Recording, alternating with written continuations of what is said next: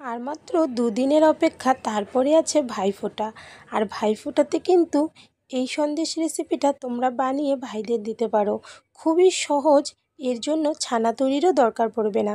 পনির দিয়েই কিন্তু এই সন্দেশগুলো বানিয়ে নিতে পারবে ঝটপট। Hello friends, welcome to Shimpi and mummy's kitchen. আজকে আমি তোমাদের সঙ্গে পনির সন্দেশ বা পনিরের পেয়ারা সন্দেশ রেসিপি শেয়ার করছি। পুরো রেসিপিটা দেখো, তাহলে তোমরাও কিন্তু এই সন্দেশগুলো ঝটপট করে ঘরে বানিয়ে ভাইদেরকে দিতে পারবে এই ভাইফোঁটাতে। দারুণ মজার হয়, একটা খেলে আরও বারবার করে খেতে মন চাইবে। তাহলে চলো আর কথা না বলে এবার রেসিপিটা দেখে নেওয়া যাক। সবার প্রথমেই একটা মিক্সির বাটি নিয়েছি, এর মধ্যে 1/4 কাপ আমি দিয়ে দিলাম চিনি। চিনির পরিমাণটা তোমাদের টেস্ট অনুযায়ী কম বেশি করে নিতে পারো।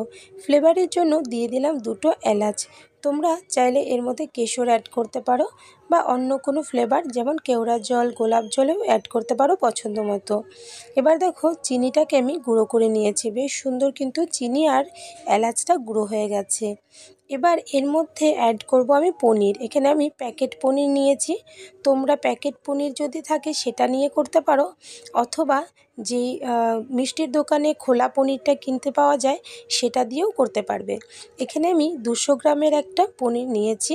তো সেই পনিরটাকে হাত দিয়ে এভাবে করে ভেঙে ভেঙে এর মধ্যে দিয়ে দিচ্ছি। এতে করে খুব তাড়াতাড়ি কিন্তু মিক্সিতে করা হয়ে যাবে।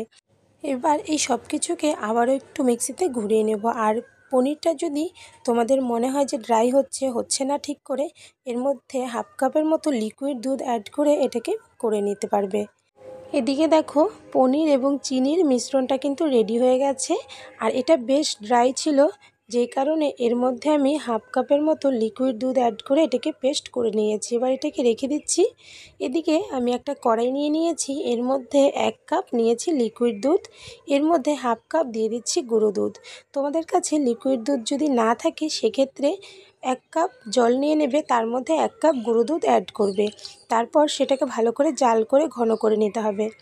আর যদি গুঁড়ো দুধ না থাকে সেক্ষেত্রে 2 কাপ লিকুইড দুধ নিয়ে সেটাকে ভালো করে জাল করে ঘন করে নিতে হবে কিন্তু। এদিকে দেখো, আমি এখানে 5-6 মিনিটের মতো মিডিয়াম আঁচে দুধটাকে জাল করে নিয়েছি। আর যেহেতু গুঁড়ো দুধ অ্যাড করেছিলাম, খুব তাড়াতাড়ি কিন্তু এটা গাঢ় হয়ে গেছে। আর এই সাইড থেকে যে সরগুলো জমেছে সেগুলো কিন্তু আমি বাদ দেব না, সেইগুলোকেও এভাবে করে এর মধ্যে মিশিয়ে দেবো। এতে করে এর টেস্টটা কিন্তু আরও ভালো হবে। ভালো করে মিশিয়ে যখন এইরকম গাঢ় হয়ে গেছে দুধটা, তখন এর মধ্যে আমি অ্যাড করে দিচ্ছি সেই মিশ্রণটা যেটা পনির এবং চিনি দিয়ে তৈরি করেছিলাম। এবার দিয়ে ভালো করে একটু নেড়ে চেড়ে নিচ্ছি। আর মিক্সির বাটিটাতে দেখতে পেলে অনেকটা লেগে আছে, তাই ওর মধ্যে সামান্য একটু দুধ দিয়ে আমি আবারও একটু ঘুরিয়ে নিয়েছি। আর সেই মিশ্রণটাও এর মধ্যে দিয়ে দিলাম। দিয়ে ভালো করে নেড়ে চেড়ে এটাকে আমি কিছুক্ষণ জাল করব। তবে এই মিশ্রণটা যেহেতু বেশ ঘন, অনবরত নাড়তে হবে আর লো আঁচে রেখেই পুরো কাজটা করতে হবে। খুব তাড়াতাড়ি কিন্তু এটা গাঢ় হয়ে যাবে। এদিকে প্রায় 5-6 মিনিটের মতো অনবরত নেড়ে নেড়ে এটাকে কিন্তু আমি এরকম গাঢ় করে নিয়েছি। দেখো, আমরা কালাকাঁদ যেরকম বানাই সেই রকম কিন্তু মিশ্রণটা তৈরি হয়ে গেছে। আর আঁচটা অবশ্যই মিডিয়াম টু লোতে রেখে পুরো কাজটা করতে হবে। আর এই মিশ্রণটা এখানে কিন্তু আমার প্রায় রেডি হয়ে গেছে। নামানোর কিছুক্ষণ আগেই যখন এরকম গাঢ় হয়ে যাবে, এর মধ্যে 1 চামচ ঘি অ্যাড করে দিতে হবে। এতে করে ফ্লেভারটাও বেশ ভালো হবে এবং খেতেও বেশ ভালো লাগবে। এবার ভালো করে নেড়েচেড়ে 1 মিনিটের মতো নামিয়ে নেব এটাকে।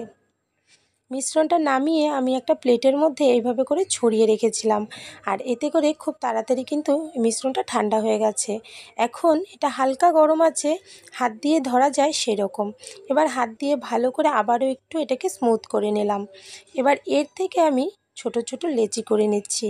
তবে তোমরা এই সন্দেশ বা পেয়ারার সাইজটা যেরকম বড় বা ছোট রাখতে চাও সেই অনুযায়ী লেচি করে নেবে। আমি একটু বড় বড় সাইজ করেই করেছিলাম, তাই লেচিটা একটু বড় করে নিয়ে হাতে গোল করে নিয়েছি। আর তারপর এটাকে এরকমভাবে একটু প্রেস করে দিলাম।